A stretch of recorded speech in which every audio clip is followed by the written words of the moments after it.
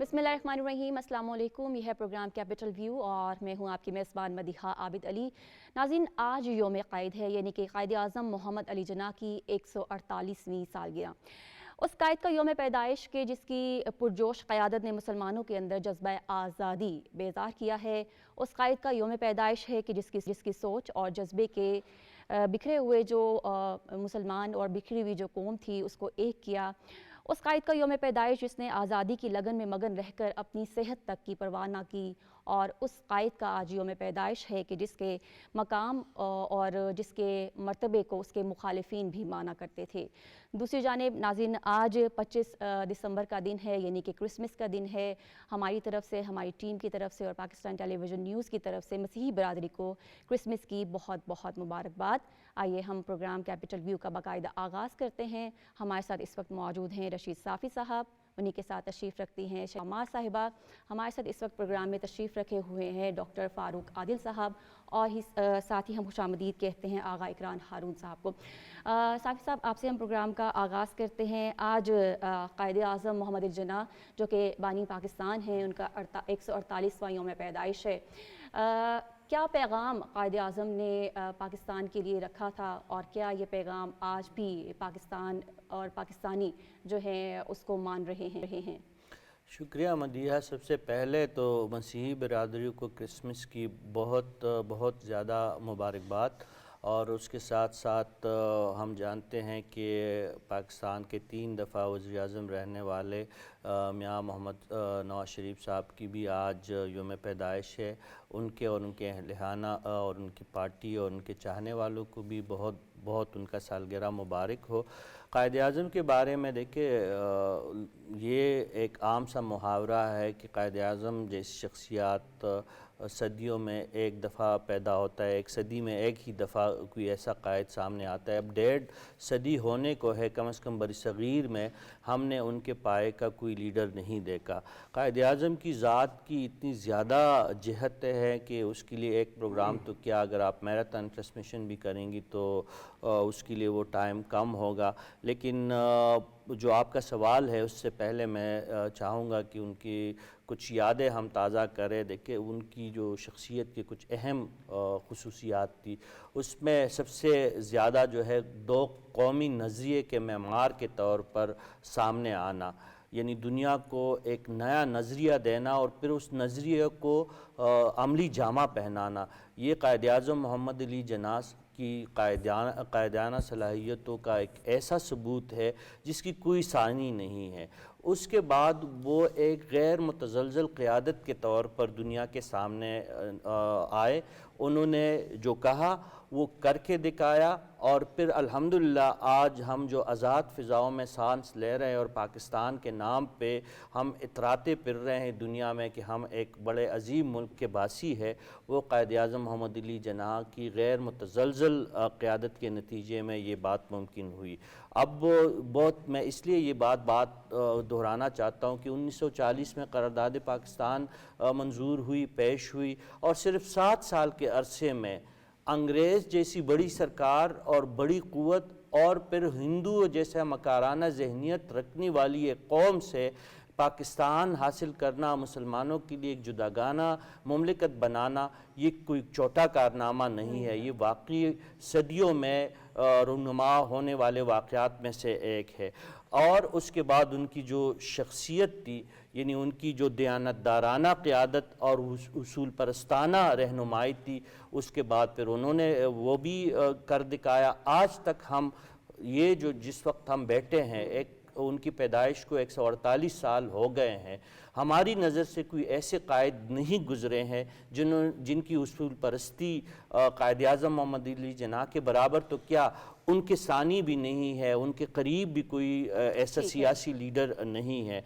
इसके साथ साथ वो इंतहाई दियानतदार शख्सियत भी थे और बरसग़ीर के पहले मिस्टर क्लीन क़ायद के नाम के तौर पर आलमी सतह पे अपना नाम कमाया। और आखिरी बात जो आपने अपने इब्तिदाइया में अक़लियतों को जो मुबारकबाद पेश की और हमने भी उसमें अपना हिस्सा डाला, اقلیتوں کے حقوق کے سب سے بڑے علمبردار، برصغیر میں ان سے بڑے قائد کوئی نہ گزرے ہیں اور شاید کوئی آئے بھی نہ، جس قدر انہوں نے اقلیتوں کو جو اہمیت دی تھی، اور ان کے 11 اگست 1947 کی تقریر جو ہے اقلیتوں کے بارے میں، وہ تو سنہری حروف سے لکھنے والی تقریر ہے، اور اس لیے جو ان کی جو اقلیتوں کے بارے میں جو ایک رائے تھی اور پاکستان کے جھنڈے میں سفید رنگ کا شامل کرنا قائد اعظم کا جو ایک ویژن تھا، وہ اس کا بھی کوئی مثال نہیں۔ تو میرے خیال میں باقی ساتھی بھی اس پہ بات کریں گے، اس باتیں تو بہت ہے۔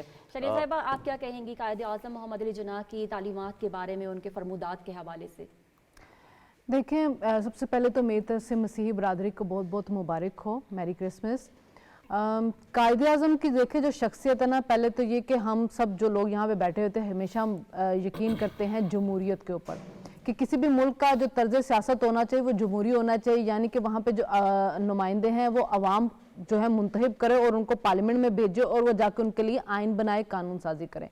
یہ جمہوری سوچ ان تمام لوگوں کے اندر آئی ہے جنہوں نے قائد اعظم کو پڑھا ہے یا قائد اعظم کے بارے میں سمجھا ہے کہ وہ ایک جمہوری لیڈر تھے، وہ پاکستان کا ایک جمہوری نظام حکومت چاہتے تھے، اور انہوں نے پاکستان کے لیے جد و جہد بھی جمہوری طور پہ کی ہے۔ وہ ان کو گاندھی کی طرح کوئی ڈرامے نہیں کرنے پڑے کہ جی میں اچھا لباس نہیں پہننا تو میں دوسروں کے جیسے لگاؤں۔ ان کی ایک شخصیت تھی اور جس میں وہ لباس پہن بڑا خوبصورت وہ اچھا لباس پہنتے تھے۔ انگلش وہ بول رہے ہیں جلسوں کے اندر، لیکن وہ 90% وہاں پہ جو بیٹھے ہوئے لوگ ان کو نہیں سمجھ آ رہی، لیکن وہ ان کو خاموش ہو کے سن رہے کیونکہ ان کا اپنے کرزما تھا۔ ان کو سمجھ آ رہی تھی کہ یہ جو شخص بات کر رہا ہے یہ ہمارے لیے بات کر رہا ہے، ہمارے حقوق کے لیے بات کر رہا ہے۔ ان کو بہت پہلے کانگریس کے رویے سے سمجھ آنی شروع ہو گئی تھی کہ ان کے ساتھ آگے چل کے معاملات مسلمانوں کے لیے کس طرح خراب ہوں گے، اور آج جو وہاں پہ انڈیا میں مودی سرکار کر رہی ہے وہاں پہ مسلمانوں کے ساتھ، اس کے بعد یہاں پہ بیٹھے ہوئے لوگوں کو شکر ادا کرنا چاہیے کہ ان کے پاس اپنا ایک آزاد ملک ہے۔ قائد اعظم کی جو انتھک محنت تھی پاکستان کے لیے، جس میں انہوں نے اپنی صحت کا بھی خیال نہیں رکھا، پھر پارٹیشن کے فوراً بعد جو فسادات ہوئے ان سب تمام معاملات میں بھی ان کو بڑا پریشان رکھا۔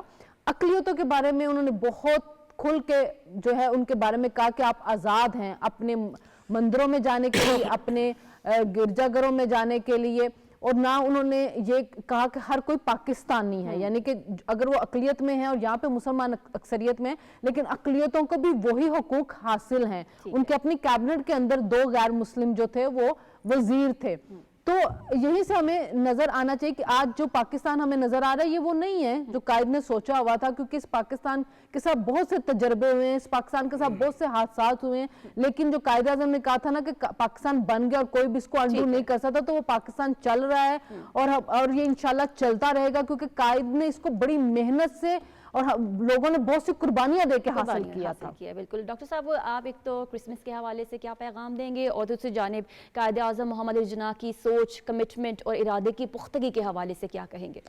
دیکھیں، کرسمس پر تو اپنا مسیحی برادری کو مبارکباد، اور ان کے لیے یہ یقین کہ جیسے ہمارے مسلمانوں اکثریت کے حقوق ہیں ویسے ان کے ہیں، اور اگر اس میں رکاوٹ پڑتی ہے تو ہم مسلمان ان کے ساتھ ہیں۔ یہ بات ہوئی۔ قائد اعظم کے بارے میں دیکھیے، ہمیں وہ بات کرنی چاہیے جو قائد اعظم کی آج کی ریلیونسی نظر آئے۔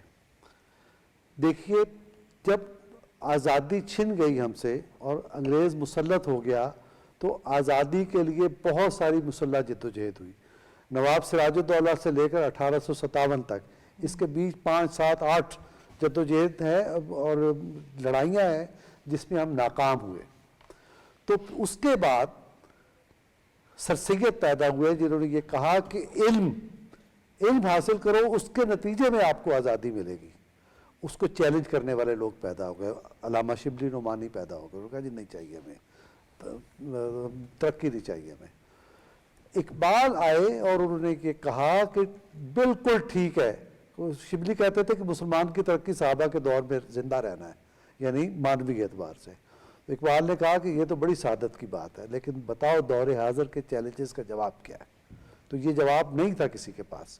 تو اقبال نے، ابن ماجہ کی حدیث ہے کہ دانائی مومن کی گمشدہ میراث ہے، جہاں سے ملے اس کو حاصل کرو۔ تو اقبال نے اس حدیث کی بنیاد پر کہا کہ اپنے ایمان پر قائم رہتے ہوئے دنیا کی جدید ترین علم اور ٹیکنالوجی پر دسترس حاصل کرو۔ ایک بات۔ खुतबा इलाहाबाद में दूसरी बात उन्होंने कही कि इंपीरियलिज्म से निजात हासिल करो, दो कौमी नजरिया बात की बात है, ये है असल उनका नजरिया जिसके नतीजे में दो कौमी नजरिया पैदा हुआ है। इंपीरियलिज्म में सोच पर गिरफ्तारी हो जाती है, आपको आज़ादी नहीं मिलती आपको सोचने की, इससे निजात हासिल करो, ये है उसका नजरिया। और लड़ाई उस मैदान में करो, तीसरी बात, जिस मैदान में आप जीत सकते हो। और फिर उन्होंने इस काम के लिए मोहम्मद अली जिन्ना को ठीक है। लंदन से लेके, नहीं अभी मैं बात कर रहा हूँ, लंदन से लेके आए और वाहिद आदमी है मोहम्मद अली जिन्ना जिन्होंने इस नजरिए को समझा और इसकी बुनियाद पर आपको पूरा प्लान दिया लड़ाई का, कैसे लड़ना है। तलवार अगर आपकी कमजोर है दुश्मन के मुकाबले में, तो आपकी तलवार दूसरी है, क्या? जुबान, दलील की जुबान, इससे जीते आप। तलवार से बड़ी ताकत है वोट, वोट से आप जीते। और तीसरी बड़ी ताकत है आपकी जो तलवार है आपकी, वो है आपका इल्म और आपका इत्तेहाद, इसके जरिए लड़े। अब आप ये देखें कि 20वीं सदी की जितनी आज़ादी की तहरीकें हैं दुनिया की, वो इस असूल की बुनियाद पर पाकिस्तान के मॉडल पर जीती गई हैं। जी जी। बाद में हम भूल गए और हमने अफगानिस्तान में हथियार उठाए, कहीं और हथियार उठाए, और आज हमारा मुल्क खराबी का शिकार हो ठीक है, गया। माज़रत के अगर साथ हम अपने लौट आप जाए के कायदे आजम की वक्त तरफ, महदूद है, इस वजह से एक आगे बढ़ना सेकंड होगा। अगर हम कायदे आजम की तरफ लौट जाए और इकबाल की तरफ लौट जाए, तो हम अपना असल पाकिस्तान हासिल कर लेंगे, जिसका आप कह रहे हैं कि आज वो पाकिस्तान नहीं है। ठीक है, बहुत शुक्रिया डॉक्टर साहब। अच्छा, आगा इकरार हारून साहब, आप क्या कहेंगे, जो नज़रिया पाकिस्तान पे साबित कदमी थी जिन्ना की, उसके हवाले से क्या कहेंगे आप? बहुत शुक्रिया मदिया। पहले तो बात है कि मैं अपने जितने भी मेरे मसीह दोस्त हैं उनको बहुत बहुत हैप्पी क्रिसमस कहता हूँ। देखिए, बहुत डिटेल बात डॉक्टर फारूक आज़द साहब ने कह दी है, और ये ऑथर भी हैं, इन्होंने बहुत बुक्स लिखी हैं, पर्टिकुलरली इकबाल और कायदे आज़म इनका फोकल पॉइंट है। तो इनके कहने, इनकी इतनी अच्छी गुफ्तगू के बाद मेरा नहीं ख्याल है कि मैं उसमें कोई ऐड कर सकूँगा जो कि बाकी जो इल्मी बात होगी। लेकिन मैं इतना ज़रूर कहूँगा कि ये वो सुबह नहीं जिसका इंतज़ार था। ये कायदे आज़म का पाकिस्तान हमें अभी पूरी तरह नहीं मिला है। उस पाकिस्तान के लिए अल्लाह करे हमारी आने वाली नस्लों को मिल जाए। कायदे आज़म का पाकिस्तान, जैसे कि आपको कहा फारूक आज़द साहब ने, वो पाकिस्तान सबका पाकिस्तान था, इल्म का पाकिस्तान था। वो पाकिस्तान वोट से चलता था, जमहूरियत से चलता था। उस पाकिस्तान में बर्दाश्त थी और उस पाकिस्तान में सब बराबर थे। वो तो नहीं है ये, जिसके लिए इतनी कुर्बानियाँ दी गई। मैं यानी कि कभी नहीं भूल पाऊँगा। मैंने सिर्फ सुना ही है कि मेरे परदादा, जो कि दिल्ली में पूरा एक महल्ला उनके नाम था, वो लाहौर में जो यानी कि है अपना वॉल्टन के उसके ऊपर स्टेशन के ऊपर भूख से मरे थे। उन्होंने हिजरत की थी, ठीक है। जिन्होंने जिसके लिए हिजरत की थी वो बराबरी के लिए की थी। पाकिस्तान में आज कोई किसी से बराबर नहीं है। ताकतवर बहुत ताकतवर है, गरीब बहुत गरीब है। ताकतवर जो मर्जी चाहे कर ले, गरीब उसके आगे बोल नहीं सकता, आंख नहीं उठा सकता है। मैं उस कायदे आज़म के पाकिस्तान का इंतजार करूंगा इंशाल्लाह। ठीक है नाज़रीन, आज जो कि नवाज शरीफ साहब की भी यौम पैदाइश है, साफ़ी साहब आपने लीडर जो है वो नवाज शरीफ साहब को पाया है? जी बिल्कुल, आज का दिन मुस्लिम लीग नून के लिए बहुत अहम दिन है। उनके कायद का आज यौम पैदाइश है और इस हवाले से वज़ीर आज़म साहब ने तहनीती बयान जारी किया है। मुस्लिम लीग नून के जो बाकी रहनुमा है वो भी खुशी का इजहार कर रहे हैं, और हम भी पाकिस्तान के 3 दफ़ा वज़ीर आज़म रहने वाले नवाज शरीफ साहब की दराज़ी उम्र और सेहत के लिए दुआ गो है, और हम चाहते हैं कि उन जैसी लीडरशिप पाकिस्तान में मौजूद हो। क्योंकि देखिए, नवाज शरीफ साहब से लाख इख्तिलाफ़ किया जा सकता है, लेकिन उनकी शख्सियत की कुछ खूबियाँ है जिसके कायल ना सिर्फ पूरा पाकिस्तान है बल्कि आलमी सतह पर भी उनकी इस कायदाना सलाहियतों को तस्लीम किया जा रहा है। माशी तरक्की के मैमार के तौर पर नवाज शरीफ साहब जब पहली दफ़ा वज़ीर आज़म बने तो वो ترقی کا ایک خواب لے کر آئے اور واقعی انہوں نے کر دکھایا تھا کہ پاکستان میں معاشی ترقی کا خواب پورا ہو سکتا ہے۔ وہ 3 دفعہ وزیر اعظم رہے اور بدقسمتی سے ان کو اپنا دورانیہ پورا کرنے کا موقع نہیں ملا، لیکن اس کے باوجود وہ ترقی کے ایک معمار کے طور پر پاکستان میں جانے جاتے ہیں۔ اس کے ساتھ ساتھ دیکھیں ایک دوسرا مسئلہ جو پاکستان کا بہت زیادہ تھا، توانائی کے بحران کے حوالے سے ان کا ایک اعلیٰ کردار رہا ہے۔ جب وہ وزیر اعظم پاکستان بنے ہیں تب ہم نے دیکھا تھا کہ پاکستان اندھیروں میں تقریباً ڈوب چکا ہوتا، لیکن ان کی اس حوالے سے ایک ویژن کی وجہ سے، توانائی کے حوالے سے ان کا جو قائدانہ کردار رہا، اور اس حوالے سے انہوں نے جو پروجیکٹس جاری کیے تھے، شروع کیے تھے، وہ اس حوالے سے ہم اس کردار کے بھی ان کے معترف ہے۔ اس کے ساتھ ساتھ ایک اہم چیز جو چین کے ساتھ تعلقات کے طور پر وہ بانی سمجھے جاتے ہیں، سی پیک کا منصوبہ ہو، چین کے ساتھ اسٹریٹجک تعلقات کو نئی جہتیں دینا، اس میں نواز شریف صاحب کا ایک بڑا کردار تھا۔ اور آخری جو میرے لیے ان کی نظر میں ان کی عزت اور احترام ہے وہ میثاق جمہوریت ہے۔ دیکھیں ایک ایسے تلخ ماحول میں ان کا سامنے ایک نمایاں کردار، جب 2 بڑی سیاسی جماعتیں اس وقت کی پیپلز پارٹی اور مسلم لیگ نون ایک دوسرے کے خلاف سفارات تھی اور جس کا نقصان ملک کو، قوم کو ہو رہا تھا، جمہوریت کو ہو رہا تھا، تو نواز شریف صاحب اور بینظیر بھٹو صاحبہ نے اس وقت قائدانہ کردار ادا کرتے ہوئے میثاق جمہوریت کے جو دستاویز پہ دستخط کیے ہیں، وہ آج بھی ہمارے جو موجودہ حالات ہے پی ٹی آئی سمیت تمام سیاسی جماعتوں کے لیے وہ دستاویز مشعل راہ ہے۔ اور آخری بات جو میں اس میں ایڈ کرنا چاہتا ہوں کہ پاکستانی قوم کبھی بھی یہ بات نہیں بھولیں گی کہ نواز شریف صاحب نے پاکستان کو ایٹمی قوت اور ایٹمی دھماکے کر کے جو ایک مقام دلوایا ہے، وہ پاکستانی قوم نواز شریف صاحب کی مقروض رہے گی۔ ان کے سیاست کے حوالے سے بہت سارے لوگوں کو اعتراض ہو سکتا ہے، لیکن یہ 3-4 نکات ایسے ہیں کہ ان کے مخالفین بھی ان کے اس شخصیت کے، ان کردار کے وہ معترف ہیں۔ ٹھیک ہے شنیل صاحبہ، خدمات کے حوالے سے آپ کیا کہیں گے میاں محمد نواز شریف کی؟ دیکھیں پاکستان میں اس وقت جو لیڈر ہیں ان میں نواز شریف صاحب کے قد کاٹ کا کوئی لیڈر نہیں ہے۔ وہ ایک ویژنری سیاستدان اور ایک ویژنری لیڈر ہیں۔ جب بھی وہ حکومت میں آتے ہیں ان کا ویژن کیا ہوتا ہے؟ معاشی ترقی، کہ اس ملک کو معاشی طور پہ ترقی جو ہے وہ دینی ہے ہم نے۔ یہ ٹھیک ہے کہ ہمارے ملک میں ماشاءاللہ رہے ہیں، سیاستدانوں کو اپنی سیاست اس کے ساتھ سٹارٹ کرنی پڑی ہے، لیکن وہ وہی لیڈر ہوتا ہے جو ان سب چیزوں سے سیکھ کے اپنے آپ کو اپنی غلطیوں کو درست کرتا ہے۔ اور نواز شریف صاحب نے ہمیشہ یہ ثابت کیا ہے کہ انہوں نے ماضی سے سیکھا اور اپنی غلطیوں کو درست کیا ہے، اور عوام کے لیے ہمیشہ انہوں نے خدمت کیا۔ اگر آپ پاکستان کے اندر سے انفراسٹرکچر جتنا بنا نا، ان سب کو نکالیں نا، جو نواز شریف صاحب نے جو انفراسٹرکچر بنائے نکال دیں، پیچھے آپ کو کھنڈراتے ملتے ہیں۔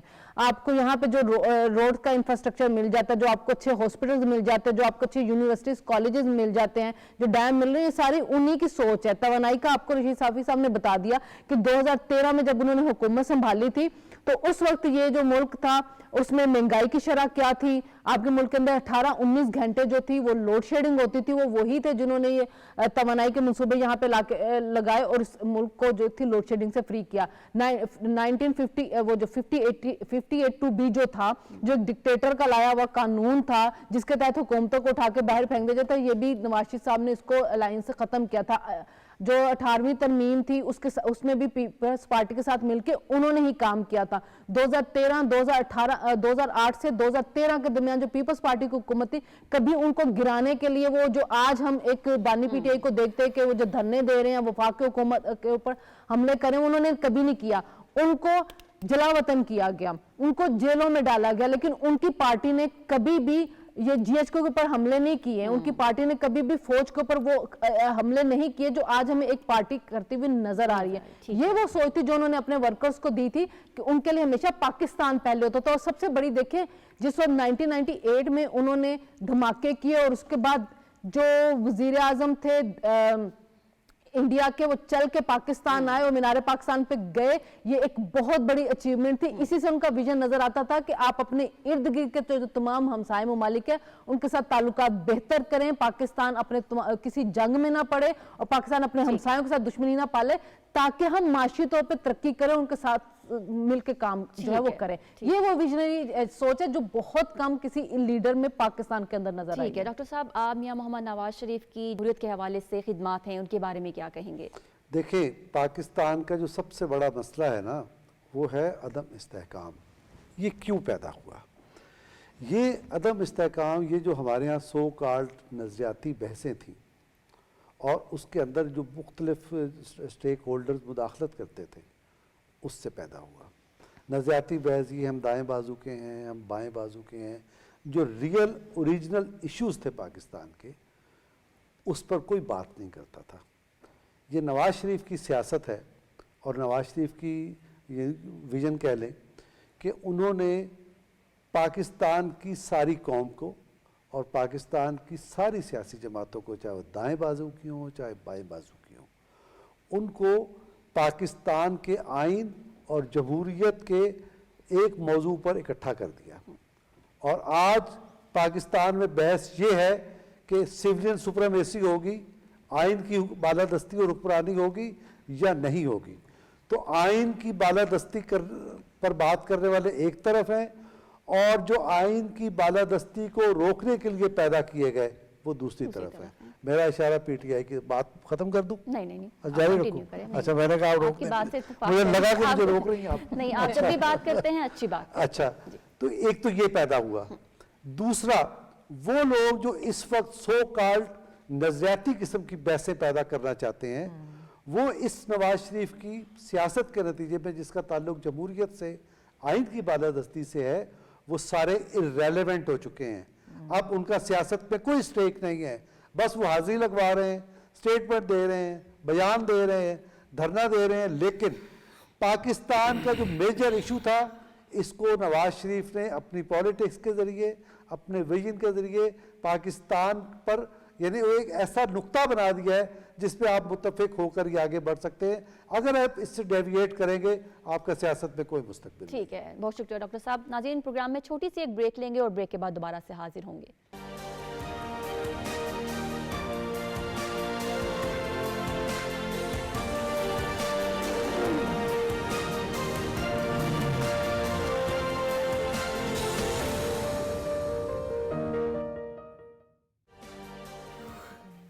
जी नाज़रीन, ब्रेक के बाद आपको दोबारा से खुशामदीद कहते हैं। इकरार साहब, आपका कमेंट नवाज शरीफ साहब के जो खिदमात हैं इस मुल्क में की गई जो खिदमात हैं और बिलखसूस इंफ्रास्ट्रक्चर जो उनकी वजह से कायम है, उसके हवाले से क्या कहेंगे आप?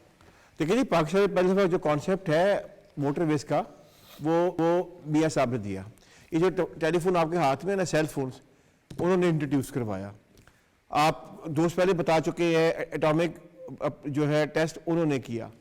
आपका जो मज़ाहिर टेक्नोलॉजी के बीच में बेनज़ीर भुट्टो साहिबा के बाद सबसे बड़ी किसी की कंट्रीब्यूशन है तो मियां नवाज शरीफ साहब की है। जो भी आप देखेंगे, और रेजिस्टेंस सबसे बड़ी बात है। मुझे अच्छी तरह याद है कि उन्होंने एक दफ़ा एक प्रेस कॉन्फ्रेंस में कहा था, मुझे काम नहीं करने देते हैं। वाकई उनको काम नहीं करने देते हैं। 1997 से लेकर 99 तक पाकिस्तान एशिया की 8वीं बड़ी ताकत से निकलकर 3री बड़ी ताकत के करीब पहुंचा था। घर भेज दिया। जब भी मियां नवाज शरीफ साहब काम करते हैं, उन्हें घर भेज देते हैं और वो फिर वो कहते हैं मुझे क्यों निकाला। ये तो एक बहुत अहम डिलेमा है पाकिस्तान का कि एक शख्स जिस मुल्क को जब भी आता है वो तरक्की देता है और फिर उसको हम इस किस्म की ट्रीटमेंट देते हैं। वो रेजिस्टेंस, वो रेजिस्ट करते हैं, वो जमहूरियत के ऊपर किसी किस्म का कंप्रोमाइज नहीं होने देते हैं और ना ही वो करने को तैयार है। और ये उनकी सबसे बड़ी, आप समझिए कि उनके खिलाफ बात जाती है। हम उसे, मैं उन्हें एक लीडर ऑफ रेजिस्टेंस भी समझता हूँ। ठीक है नाज़रीन, हमने क्रिसमस के हवाले से बात की है, हमने यौम कायद के हवाले से बात की है और हमने मियां नवाज शरीफ की सालगिरह के हवाले से बात की है। आगे बढ़ते हैं। हमारा आज का दूसरा टॉपिक ये है कि जनूबी वज़ीरिस्तान में सिक्योरिटी फोर्सेस को एक और कामयाबी हुई है। सिक्योरिटी फोर्सेस ने खारजियों के खिलाफ बर वक्त कार्रवाई करते हुए 13 खारजियों को जहन्नुम वासिल कर दिया है। सदर मुमलिकत और वज़ीर आज़म ने सिक्योरिटी फोर्सेस की इस कामयाबी पर उन्हें तहे दिल से मुबारकबाद पेश की है और ये कहा है कि जब तक खारजियों के खात्मे तक हम चैन से नहीं बैठेंगे और एक एक खारजी को जहन्नुम वासिल करेंगे। आइए इस पे थोड़ी गुफ्तगू करते हैं। रशीद साफ़ी साहब, जब सिक्योरिटी फोर्सेस को कामयाबी मिलती है तब तक पाकिस्तान की आवाम चैन की नींद सोते हैं, आप क्या कहेंगे? جی بالکل، دیکھیں پاکستان کی سیکیورٹی فورسز انتہائی غیر قدر خدمات انجام دے رہی ہے، اور جس علاقے کا اور جس واقعے کا آپ ذکر کر رہے ہیں واقعی وہاں پہ سیکیورٹی کے شدید مسائل ہے، لیکن افواج پاکستان نے ہمیشہ وہاں پہ پاکستان کا جھنڈا بلند کیا ہے، اور سراروغہ آپریشن میں پاکستانی فوج کو انتہائی اہم کامیابیاں ملی ہے۔ اس میں فتنۃ الخوارج کے کئی اہم رہنما جو پاکستانی ریاست کو مطلوب تھے، جو پاکستان کے بے گناہ اور بے بس شہریوں کے خون کرنے کے الزام میں وہ ملوث تھے، ان کو جہنم واصل کیا گیا ہے، اور یہ سلسلہ رک نہیں رہا۔ روز وہاں پہ آپریشن ہو رہے ہیں، سرحدی علاقوں سے بھی اطلاعات ہے، پکتیا اور پکتیکا کے قریب جو بارڈر کا ایریا ہے وہاں سے بھی اطلاعات ہے کہ افواج پاکستان دفاع وطن کے لیے اپنی جانوں کا نذرانہ پیش کر رہے ہیں، اور وہاں پہ دشمن کو مات کہانی پڑ رہی ہے۔ تو یہ جو واقعات، کچھ یہ بہت مختصر سے واقعات ہمارے سامنے آتے ہیں، افواج پاکستان کا کردار، سیکیورٹی فورسز کا کردار، سول جو ہماری پولیس ہے، ایف سی ہے، جو فرنٹیئر کانسٹیبلری ہے، ان کی جو قربانیوں کی داستان ہے وہ بہت طویل ہے، اور یہ سلسلہ کافی مدت سے جاری ہے، اور جو اس وقت عسکری قیادت کا عزم ہم دیکھ رہے ہیں تو آپ کی بات دل کو لگتی ہے کہ واقعی جو ان کا ایک حکمت عملی ہے یہی ہے کہ فتنۃ الخوارج کا جب تک مکمل خاتمہ نہیں ہوگا تو ہمیں افواج پاکستان اور سیکیورٹی فورسز کا جو ہے وہ آرام سے نہیں بیٹھتی نظر آ رہی۔ ٹھیک ہے شنیلا صاحبہ، دیکھیں پاکستان میں دہشت گردی جو تھی اس کو ختم کر دیا گیا تھا جب آپریشن ہوا تھا 2013 میں جو حکومت آئی تھی، انہوں نے جو آپریشن سٹارٹ کیا تھا اس کے بعد، لیکن بدقسمتی سے پھر بیچ میں ایک ایسی حکومت آ گئی کہ جو فتنۃ الخوارج کو خود لا کر انہوں نے بٹھا دیا، ہماری گلی محلوں تک پہنچا دیا۔ ہماری سیکورٹی فورسز جو کب سے اس جنگ میں اپنی قربانیاں دیتی ہوئی آ رہی ہے، لیکن جو ابھی آرمی چیف ہیں ان کا یہ ہے کہ اس کے اوپر زیرو ٹالرنس ہے کہ ہر حال میں فتنۃ الخوارج جو ان کو ختم کرنا ہے، کیونکہ نہ ہماری فورسز اور نہ ہماری جو سول ہیں اب مزید کسی قربانی کے ہم متحمل ہو سکتے ہیں۔ ہماری جانیں فالتو نہیں ہے کہ ہم کوئی کسی کی سیاسی چال کے لیے یہاں پہ لا کے دہشت گرد بسائے جائیں اور ہمارے سیولین جو ہیں، ہمارے جو فوجی ہیں وہ اس کی بھیڑ چڑھ رہے ہیں، ایسا نہیں ہو سکتا۔ تو یہ اب جو کل رات کو افغانستان کے اندر بھی کچھ جو ہے سٹرائکس کی گئی، سرجیکل سٹرائک کی گئی، وہ یہی ہے کہ اب پاکستان کے دفاع کے لیے ہر حد تک جائے گا، اور کسی بھی دہشت گرد جو ہے وہ اس کو یہ حق نہیں دیا جائے گا کہ وہ یہاں آئے اور آ کے ہمارے سیکورٹی فورسز کو یا ہمارے سیولین کو نشانہ بنا سکے۔ ٹھیک ہے ڈاکٹر صاحب، اس وقت سیکورٹی فورسز کا جذبہ جو ہے قابل داد ہے۔ دیکھیں سیکورٹی فورسز تو روز اول سے قربانی بھی دے رہی ہیں اور دہشت گردوں کو شکست بھی دے رہی ہیں۔ پرابلم کیا ہے؟ وہ لوگ جو اپنی سیاست دہشت گردوں کے پیچھے چھپاتے ہیں، اب ان کی سمجھ میں آنا چاہیے، سیکورٹی فورسز نے بھی قربانی دے دی، عوام بھی قربانی دے رہے ہیں، جان کی بھی اور مال کی بھی اور اپنی اکانومی کی بھی، یہ تو ہم قربانی دے رہے ہیں پاکستان کے لوگ۔ لیکن وہ لوگ جو دہشت گرد لا کے بٹھاتے ہیں، ان کی آڑ میں سیاست کرتے ہیں، انہیں اپنا بھائی قرار دیتے ہیں، ان کے یہاں دفتر کھولنا چاہتے ہیں اور ان کو فیسیلیٹیٹ کرنا چاہتے ہیں، اور ایسے ارینجمنٹ کرتے ہیں جن کے نتیجے میں پاکستان میں دہشت گردی پھیل جائے، وہ یا تو وہ پاکستان کا انتخاب کر لیں، پاکستان کے عوام کے مفاد کا انتخاب کر لیں، یا پھر وہ کوئی اپنا اور راستہ ناپیں، پاکستان کو وہ کتنا کھیل بنائیں گے۔ ٹھیک ہے اقرار صاحب، دیکھیں 21 دسمبر کو ہم نے 16 جوانوں کی قربانیاں دی تھی، اور اس کا میرا خیال میں حساب اس سے بہت آگے جا کے پورا کر لیا گیا ہے۔ ابھی کچھ انفارمیشن ہم شاید آفیشیلی ہم نہ ہی شیئر کریں، میں اتنا کہوں گا کہ ایک آڈیو آئی ہے دوسری طرف سے، اور وہ آڈیو میں کنفرم وہ کہتے ہیں کہ ہم تنظیم کر رہے تھے اور گولے آئے ہیں، اور پورا کا پورا تنظیمی ہمارا جتنے بھی اس وقت لوگ تھے سٹرکچر، یعنی کہ اس آڈیو کے مطابق تقریباً 32 افراد، 32 خارج، 32 جانور جو ہیں وہاں پہ جہنم واصل ہوئے ہیں، not in Pakistan, somewhere else. ٹھیک ہے ناظرین، اب اگلے اور آخری ٹاپک کی جانب بڑھیں گے. ہم ضلع کرم کی بات کریں گے جس کی جو صورتحال ہے ابھی بھی کشیدہ ہے اور وہاں پر سردی کی شدید لہر دوڑ پڑی ہے اور وہاں جو پریس کلب ہے اس کے باہر عوام نے اپنا جو دھرنا ہے وہ بھی جاری کیا ہوا ہے. صافی صاحب 30 سیکنڈز ہر اینالسٹ کے پاس ہوں گے کیونکہ وقت کی قلت ہوگی. اب بتائیے گا کہ وفاق کی جانب سے اور بالخصوص وزیر اعظم کی جانب سے جو اقدامات کیے گئے ہیں ان کو آپ کیسا دیکھتے ہیں؟ 30 سیکنڈ میں تو میں یہی کہوں گا کہ وہ ہیلی کاپٹر جس میں بانی پی ٹی آئی بنی گالہ کے آمد و رفت کے لیے استعمال کرتے تھے، آج وہ ہیلی کاپٹر کرم ضلع کے بے بس اور معصوم جو وہاں پہ پنسے ہوئے شہری ہے ان کو ادویات اور ضروری ساز و سامان جو ہے پہنچانے کے لیے استعمال ہو رہا ہے. وفاق کی طرف سے سنجیدگی نظر آ رہی ہے اور صوبائی حکومت کی اب بھی وہی رویہ ہے کہ ہر معاملے میں وہ سیاست کھیل رہے ہیں. یہی فرق ہے وفاق اور صوبے کے رویے میں، اور کرم کے عوام جو ہے وہ بالکل چکی کے دو پارٹ میں وہ بالکل پستے ہوئے ہمیں نظر آ رہے ہیں. شنیلا صاحبہ، اگلے الیکشن میں عوام بھی کیا اپنا فیصلہ بدل لے گی پھر؟ دیکھیں عوام کو اب سمجھ تو آنی شروع ہوگی. اگر آپ گراؤنڈ کے اوپر جائیں خیبر پختونخوا میں یا ادھر پاکستان کے اندر بھی، تو لوگوں کو نظر آ رہا ہے کہ کام کون کر رہا ہے اور انتشار کون پھیلا رہا ہے. کرم کی جو عوام ہے ان کو ظاہر ہے اب سمجھ آئے گا کہ یہ ایک مسئلہ 11 سال سے ایک حکومت بیٹھی، اس نے وہ مسئلہ حل نہیں کیا. اب جس وقت وہاں پہ جو خون ریزی ہو رہی تھی تو ان لاشوں کو چھوڑ کے وہ وہاں پہ مسئلہ حل کرنے کی بجائے، وہاں پہ امن قائم کرنے کی بجائے وہ وفاق کے اوپر حملہ کر رہے تھے. اور اب بھی وفاق کی طرف سے، پنجاب کی طرف سے ان کو امداد پہنچ رہی ہے، وہاں پہ ان کی مشکلات کو حل کرنے کی کوشش کی جا رہی ہے.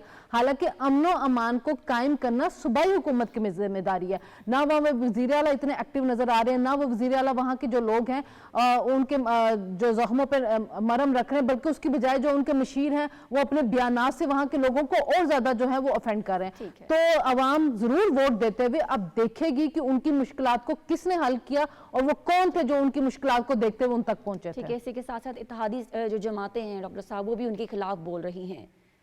اچھا دیکھیں نا، وہ آپ کے 30 سیکنڈ تو نکل گئے ہوں گے. میں ایک ہی جملہ کہتا ہوں کہ اب کرم ایجنسی کا کنٹرول وفاق لے لے اور اس پہ کام کرے اور ان کو سیاست کرنے دے. آپ کے پاس 1 منٹ ہے.